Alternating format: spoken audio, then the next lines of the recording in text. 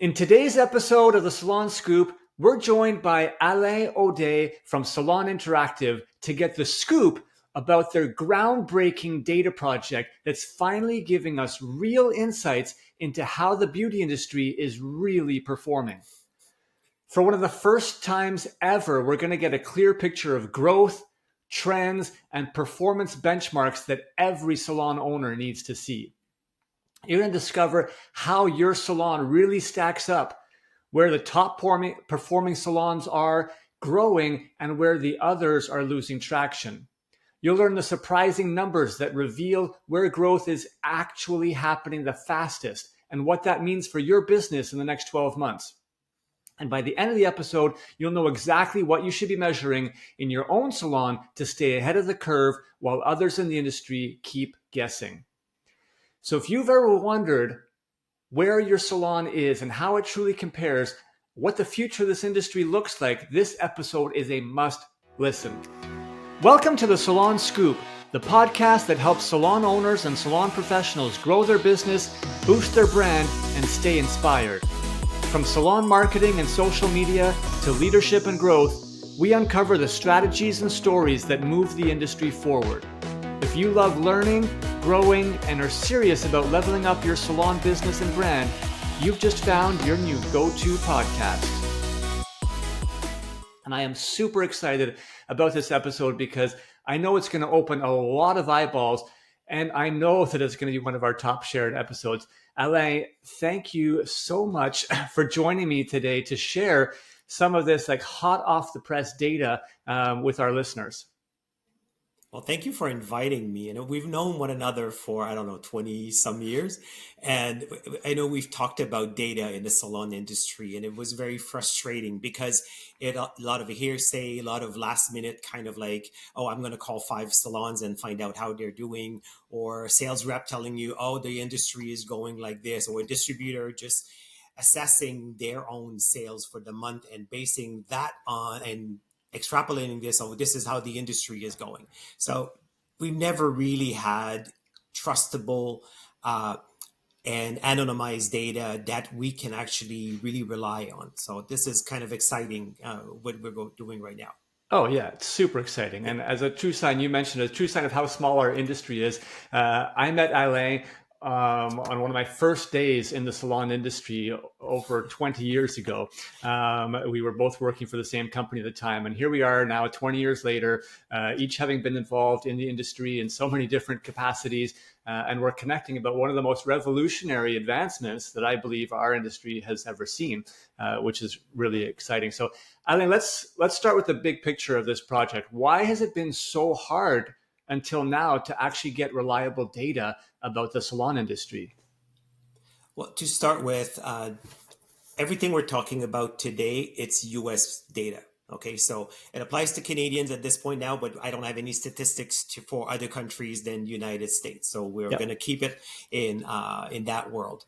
So why is it so complicated? First, because of the sheer amount of salons. And when I'm talking a salon, I'm talking every business unit. So for us, this reporting, what I call a salon is a solo, is a chair booth renter, it's a 1-2 salon. So different cohorts, all the way up to this 100 plus chair salon that can exist, in some cities. So these are all considered a salon. So within the same building, you may have 2 or 3 salons, the way we're calculating this, because in a suite building, there could be 40 different businesses. So each are looked at as being an individual business. And in one of those hybrid salons, for example, where you have some that are independents and some that are employed, or commission based. So the two could be in the same businesses. We could actually be tracking 2 or 3 in the same location. We could be tracking 2 or 3 businesses. So all of that together, there's hundreds of thousands of business units.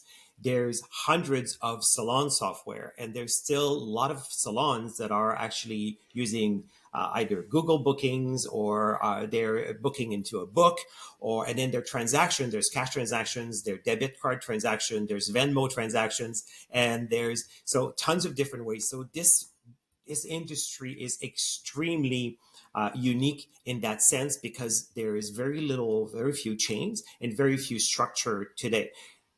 just for example, we have documented over 300,000 names for services. Oh my gosh. It's a creative industry. People are Yep. creative. Yeah. So they call a color, whatever it is, a balayage can have low light, highlights. They could have they can count by foils. They can count by time. They can count by the steps that they're actually doing. And you have different pricing models. All of that just creates an industry that's very hard to normalize and very hard to put together in one report. Yeah, well, that right there does kind of give some insights as to why it's been so hard over all these years to really try to Yeah. compile actual data. And you have so many, players. You have manufacturers, some of them that go direct and sell direct. Then you have distributors. You have stores, and so that also, to be able to compile the data, I guess, makes it really difficult for our listeners who might not realize how big this revolution really is in terms of what's happening. Why does accurate industry data really matter so much, to the everyday salon owner? Why should it matter?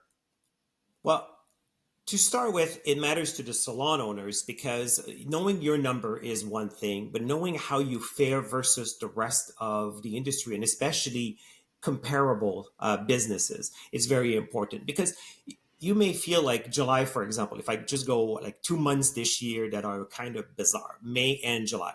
So May was suddenly a very good month in many of the salons. So if you compare May this year versus May last year, compare May versus April, for whatever reason, it's just like, wow, May was a phenomenal month. And so if you're just looking at that number, you go like, okay, we did super well. But it was kind of like not a true number. It was actually a good number. But the reason why May this year was better than May last year is because we had 5 Thursday, Friday, and Saturday this year versus only 4 Saturdays, I think, the year before.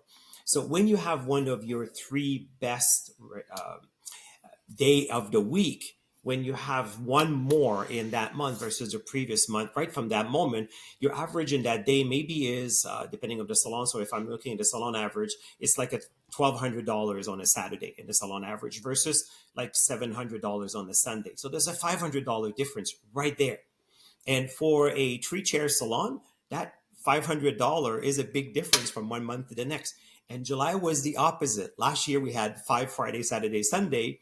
And this year we only had 4 Saturdays. So when you put that together, there is a drop to 2-3% variance just because of the amount of big days versus small days. So this is important to be able to track numbers like this, to be able to compare your retail sales, your color weight of business with the overall industry, and then with people of your size. And then after that, where we're going after that, people of your region as well. So knowing that your average, this is something we're going to be launching only next year, but it's in the works right now, that let's say California salons will have a very different expectations and number and averages and benchmarks than a Florida salon or from a Texas salon or an Idaho or a Wyoming salon. So when you put that together, I mean, very different. And then large cities versus rural areas, you would have so different ways of slice and dice the numbers. Yeah, that's that's actually super important because, I mean, what's happening on the east coast of the country versus the west coast of the country could be very different. So it's nice to be able to see that. And I like to look at it as regulating the emotions a little bit, because we're in a very emotional industry typically, and sometimes it Yeah. can be depressing because you look at your numbers, like you said, for July, and you're like, oh my, we were down this month, maybe we're down, I don't know, 3%, 4%. And so you can feel bad about your business. What's happening? Why is it so slow? But if you knew that you were at -3, but you knew that the entire industry was maybe at -5 or -6, that's a totally different perspective, because like, hey, you know what? Yeah, the whole industry is down and we actually were not as bad as the rest of the industry. So that's actually a Yeah. positive thing. But if we don't even have those numbers to compare to, then all of a sudden we're just stuck in our own world of negative Yeah. 3% growth and feeling bad about it. So I think regulating the emotions can really help. Ali, I want to clarify for our listeners a little bit here. Can you explain how this data is collected, kind of Yeah. before we get too far into anything, in a simple So way? And what makes it different from other reports that maybe people have heard or seen in the past? Like you said, as a distributor sales rep comes in and then shares something. Yeah. Give us an There overview. there are benchmarks. That's not the first. I mean, we haven't created the word benchmark. So most of the larger software out there would have created some sort of benchmarking system that is attached into your computer system. The issue with the software benchmark, the individual software benchmark, is each software has a niche to a certain extent. So they usually do very well in one specific area of the industry. I'm not going to name the software that which and their niche, but if you have like different software, maybe doing better with larger salons or higher end salon, other software doing better with chains, other software doing way better with solos and small businesses. So all of that is that when you when you have access to a benchmark, even though it's broken down and everything, it's a smaller scale. And after that, it has a tendency to be biased a little bit because of this niche, that situation that happens. Yeah, it's So not what we representative of the overall market. Exactly. So what we have, I mean, we have the collaboration of 7 software currently right now. So we're working with Square, with Rosie, with Forest, with Envision, with Aura. We're working with Inspire. We're also working with Vish. We are now in final collaborations setups with 3 other platforms. I'm not going to announce them right now because the contracts are not finalized, but we are very far advanced. So all that together, it gives us through an API, gives us access to data. So we have decided that these are the benchmarks, or sorry, the items that we want to follow. And each of those platforms is telling us, okay, is giving us a report through an API. These are based on your criterias. This is the averages of the salons that we are following.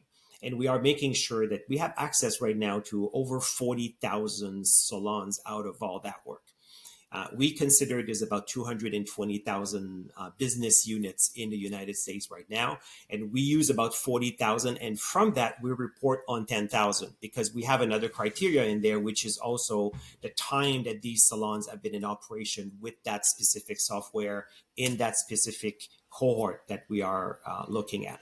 So all we get is data that is aggregated, that is anonymized. And so we never know which salon, we never know the staff, we never know the precise information. We just know that this is a salon.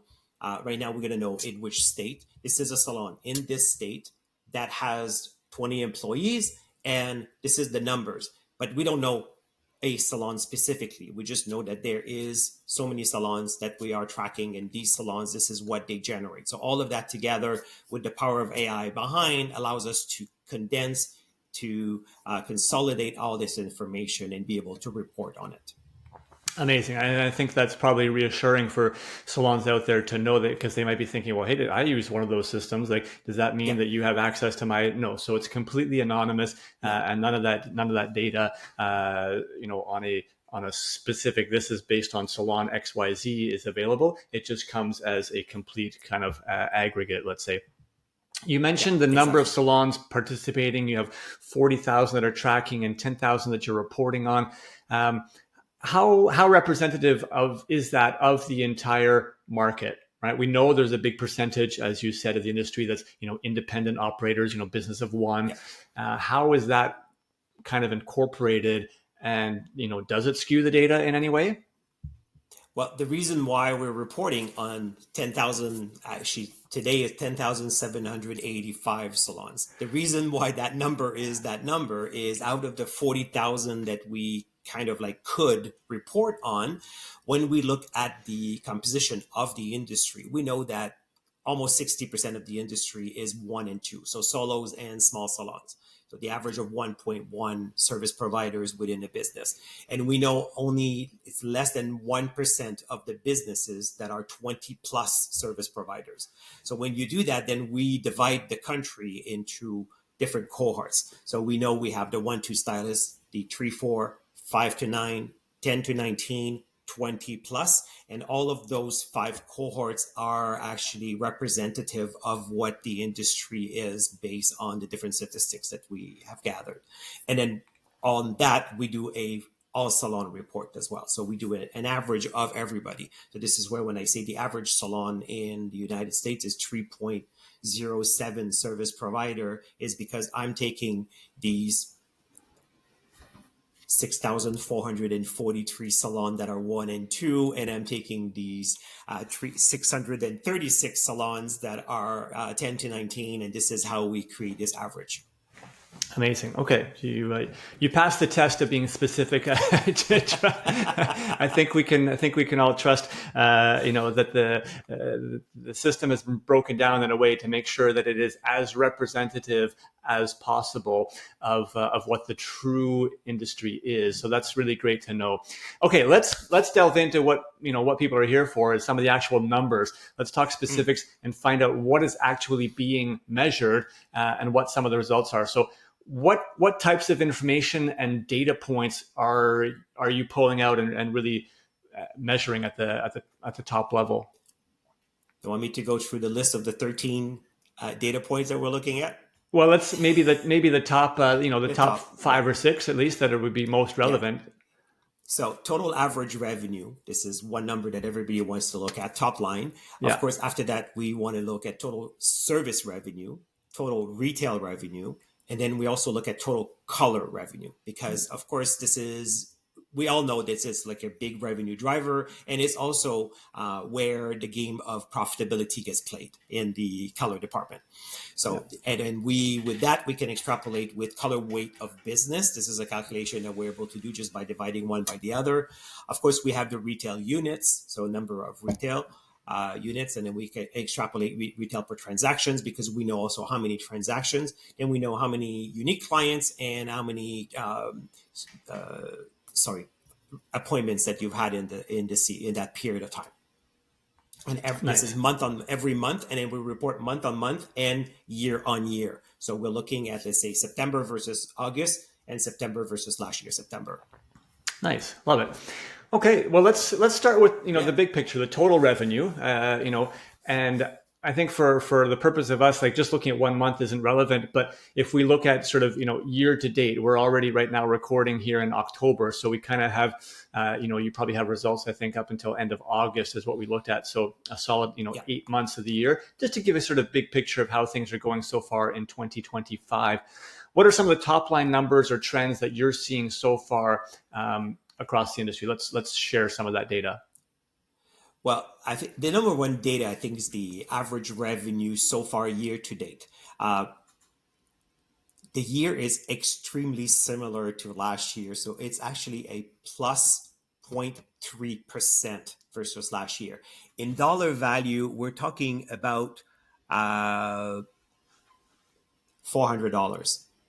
So the average salon has made $400 more this year versus last year. So this is the average. But when you break it down in terms of the cohorts, it goes from a minus 2.69 for the solos to a plus 4.14 for the 20 plus. And what we are seeing is the reason also that explains that plus 4.14, the 20 plus, there's also an increase of just a little bit less than one employee, one service provider in those larger salons. So they are hiring. Their numbers are growing because they have one more service provider as well. So that has an impact on their numbers, where if you look at the 1-2 stylists, a little fewer visits, less retail as well. So all that together, but we'll look at the numbers separately afterwards. Yeah, interesting. Okay, so that's a good starting point. So top line, everybody out there, the average of all salons in the USA year to date 2025 is essentially flat. We said 0.3% growth, but essentially flat year over year. So you can just kind of give yourself a benchmark right at that point. But what I think was more interesting, Alain, what you said is that the small salons, the independent operators, the 1-2 stylist, business units are actually declining at negative 2.69% growth, whereas the bigger salons, 20 plus salons, are at plus 4.14%. And actually, I'm looking at the data in front of me, and it kind of is a scale. So the smaller salons minus 2.69, then the 3-4 stylist salon minus 0.2%, the 5 to 9 stylists plus 0.1%, the 10 to 19 stylists plus 2.15%, and then we talked about the 20 plus stylists. So there definitely seems to be a scale that the larger salons have been performing better in terms of total revenue. Yes. Now, if we were to break down this total revenue, it's pretty much made up of service revenue and retail revenue. So let's talk about the trends on those two items. Well, retail is affected. And here we're tracking retail transaction in salon transactions. Because Salon Interactive, and I'm just going to do a very quick little thing here. Salon Interactive also has an e-commerce service platform. We're not mixing the two information together because, again, we don't know who the salons are in the Kim report. So we cannot say, oh yeah, this salon has this business, so we are keeping this information completely separate. So what we have in the Kim report is the in-salon transactions. So some salons may be making more money somewhere else on the side by having their Shopify or their Salon Interactive account. This is not tracked through a software system. It's tracked independently, so we don't have that information. So let's just assume what is going through to call it the cash register.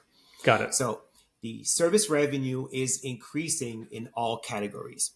The average in all cohorts, the average is 2.63%, which is pretty much in line with the inflation rate. So we can assume that salons have increased their prices to match the inflation.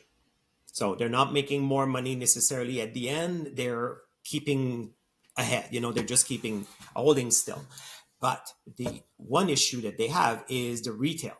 Retail has dropped on average by 3.63%. And it's not the pricing of retail, because the average price of transaction of product units has not moved that much. It's really the units that have dropped. So this is kind of like interesting. And we would assume that all this service revenue, it's coming from color. So that would be kind of like, oh, because color, we're doing better in color, we're charging more in color. But the increase in color is only 0.01% in the all salons. So our assumption in there is the increase in service revenue is coming not necessarily just from color, coming from other services. So treatments maybe, or charging a little bit more for the cut and blow dries or whatever. So there's going to be a price adjustment that is not only in color. So it's not just charging $10 more for those highlights. There's also a price increase somewhere else. It's not just in one category. Interesting. So if I just go back in the service revenue increase, it's a bit more equally spread out. When I said 2.63, it goes from 1.678 in the 3-4 service providers category to 3.5 in the 20 plus. So it's not as the gap or the delta is not as wide as it was when we were looking at revenue. Yeah. When we're looking at retail, the delta is huge, going from minus 7.7% for the 1-2 service providers to plus 2.29 for the 3-4 stylists. So that's the category that's growing the most. It's the 3-4. I don't know what they're selling more, what the revenue is going more. So this is when you have data. Now we have questions because we have information. Now we're trying to figure out, okay, why? What happened? Yeah. We don't know yet why. Yeah, this is the starting point, right? It allows you to kind of see. Exactly. And once you see something, it's like, okay, now it actually creates questions, like you said. So just to sort of recap what we just heard there, earlier we said total revenue is pretty much flat for the year, but the larger the salons, the more that the growth is happening in total revenue. Exactly. When we look at just service revenue, it's actually pretty consistent across the board, kind of in line with inflation. Let's just say, our 2.6% growth on revenue of services, and that's pretty stable across any size salon, whether you're a small salon or a large salon. Retail revenue as a whole is decreasing, minus 3.6%. So, and you said that's a lot. It seems like it's on actual units, like less products are coming off the shelves, and they're actually, look here, all the sizes of salons are in the negative, except for the salons that have 3 to 4 stylists. They're actually at plus 2.2. Everybody else is declining in retail revenue. And then finally, this was interesting. You said that the color revenue is not Almost flat. yeah, it's almost flat, kind of like the total, but not nearly as high. The service revenue was plus 2.6%. Color is pretty much flat, so that means that the service revenue is coming from somewhere else. And again, that's pretty much across the board. Although I do see, looking at the details, that we do have that trend of the smaller salons tend to have more negative growth in color, and going towards the larger and larger salons, actually the 20 plus stylist salon are at plus 5% almost on their color revenue. So there's a bit of a mini trend there. Do you have access to other service departments like aesthetics? Is that something that's in your radar yet? It's not something we're tracking right now. Most of the businesses that we're tracking are salon. They may have also some aesthetic services. At this point now, we are not focusing on that. That would be part of the, I would say, Kim 2.0, where we're going to be pushing in that direction also. And again, when you look at different software, some software have businesses, but it would, let's say, a one service provider. So if it's a salon, even though in some states cosmetology, your cosmetology license allows you to do pretty much everything that has to do with skin and hair, but usually people are very specialized. So what we're doing for those, we're taking we're asking the companies, the software, to give us the data of the one who qualified themselves as a salon. So we don't pollute the information with outliers, because this is one thing we didn't say as well, is like when we're looking at the numbers, we also eliminate the outliers. So it would be like the one that is like very high per service transaction, like a $6,000 color correction specialist, is not in the database because that would skew every single number. And the same thing, the person who only does a service a week and for whatever reason is on the software, that person doesn't appear as well because it's too far out of the median. Fair enough. Okay, that's great. Well, hopefully everybody's kind of picked up a little bit of data year to date so far this year that you can compare yourself to already just by listening to this podcast. But let's talk about the bigger picture going forward. If I'm a salon out there, am I going to be able to have access to this data somehow? And if so, how would that happen? So right now, the Kim data was created originally more for the manufacturers and the distributors, so they can actually make educated decisions about how they're going to be running their business. So this is where we are today. At the same time, we're starting, this is the reason why I'm participating into this podcast, and we're starting to drip more and more information to the salon operators, because this information would not be possible, would not exist if they were not part of, if they were not with the software. Okay, so this is kind of like, it's salon information. Our goal in 2026 is to start to make this information in some aspect, and most likely through the PBA. So that would be kind of like a media where we're going to be able to, on a monthly basis, to do some reporting. And hopefully at some point in 2026 that there will also be a access to the platform for the salon where they can actually go look at the average and at their cohort. So they're not going to have a full access. We'll have an access to what is relevant to them at this point. So this is the evolution. It's still a baby. It's been operating really for publicly, I would say, for a year. It's like 5 years in the works in the background. It's for 1 year now that we are reporting to the subscribers the data that we have. Our subscription base is growing. And with this, it actually allows us to go deeper and deeper in more and more information. Nice. Well, that's great. Obviously, we said this is amazing. How do you see this data changing the way that salon owners make business decisions moving forward as we get more and more, history of this accurate data? I think the more you know, the better you can plan, the better you can look at your business and see the health of your business and start going like, okay, this is where I need to correct. My numbers are low beside versus the average versus the benchmark. Like what we want to do, one of the next step is what is the top 10%. So knowing in my cohort, not the outliers, but in this median, the top 10% of the industry is doing like this. And I am here, I'm close to the middle. I'm doing okay when I'm looking at the average, but now, okay, what is my target? How do I actually, this is the best in the industry, this is the best in my region, these are the numbers. So how now do I actually create my growth plan based on this? I think this is the objective, so everybody is able to have a better focus and information that is not just, oh, I think you should do this. It's more like, well, these are the points where I can do better, and now let's devise a strategy on how I will do better there.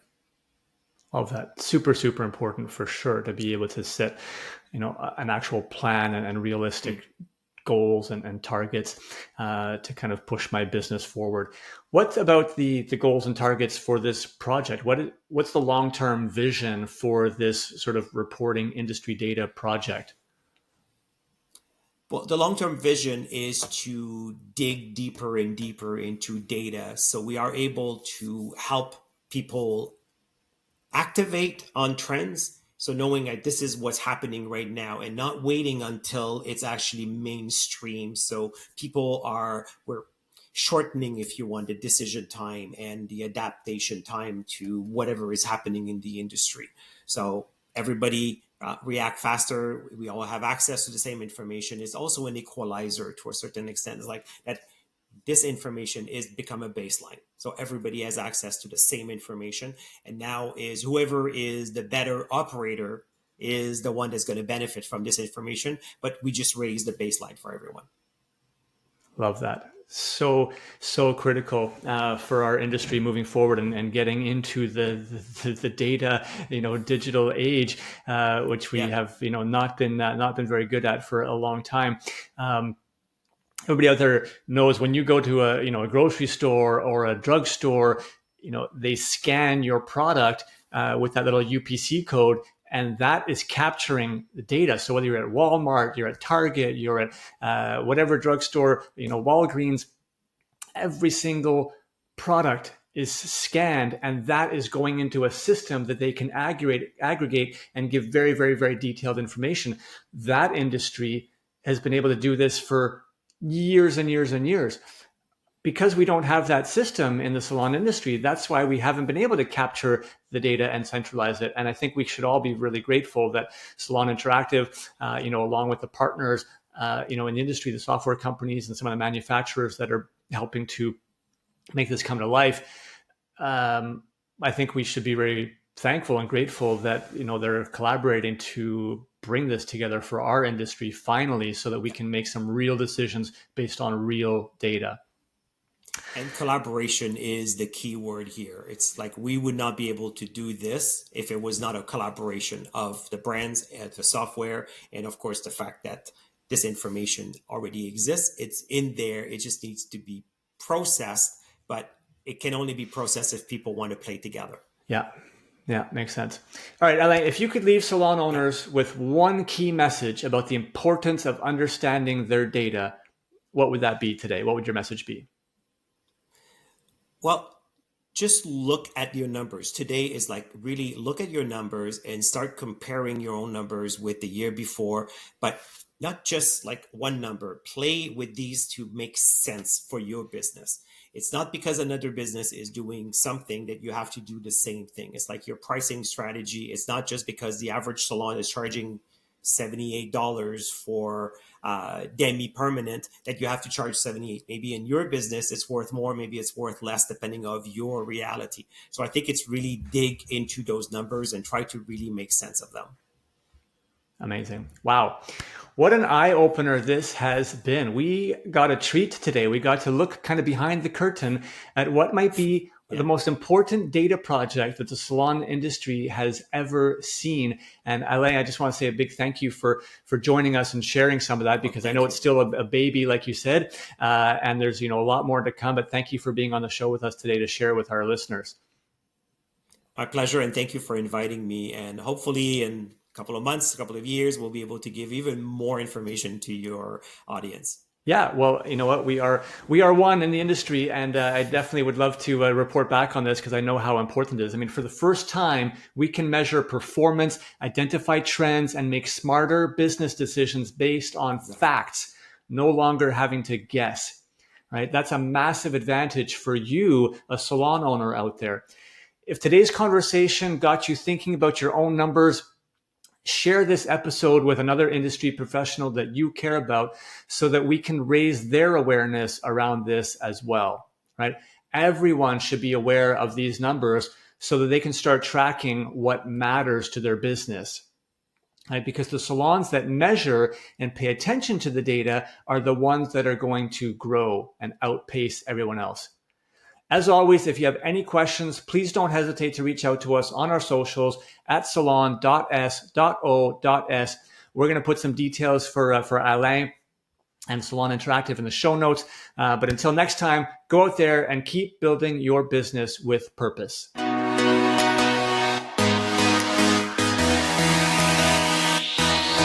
Thank you so much for listening to the Salon Scoop podcast. This show is produced by Salon S.O.S, a digital marketing agency by industry professionals for industry professionals. If you want simple and affordable solutions for any of your salon marketing needs, such as websites, client loyalty, Google search rankings, social media, or more, come visit us at salonsos.ca or on Instagram at salon.s.o.s. If you want to hear more episodes like this and help us continue to bring the industry great content, it would mean so much to us if you would support us in one of the following ways. Either share this episode with one other industry professional and rate the show on Spotify or write us a quick review on Apple Music. We want to hear your feedback. If you have follow-up questions or ideas for future episodes, please reach out. DM us on Instagram at salonus.s.o.s or hit us up on our website again at salonsos.ca. Again, thanks so much for listening. Now go get your hustle on, keep smiling, and we'll catch you on our next episode.